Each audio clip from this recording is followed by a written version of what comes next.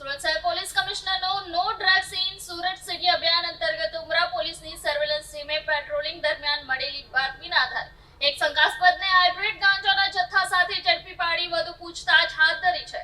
No drugs in city અભિયાન અંતર્ગત સુરત શહેરમાં પોલીસ દ્વારા નશાના ગેરકાયદેસર કારોબારને નેસ્ત નાબૂદ કરવા તેમજ નશાની લતમાં ફસાયેલા યુવાનોને અટકાવવા માટે ખાસ ડ્રાઈવ ઝુંબેશ હાથ ધરવામાં આવી છે. આ અભિયાનના અનુસંધાને ઉમરા પોલીસ સ્ટેશનના પોલીસ ઇન્સ્પેક્ટરના માર્ગદર્શન હેઠળ સર્વેલન્સ પીએસઆઈ અને સર્વેલન્સ સ્ટાફની ટીમ પેટ્રોલિંગમાં હતી.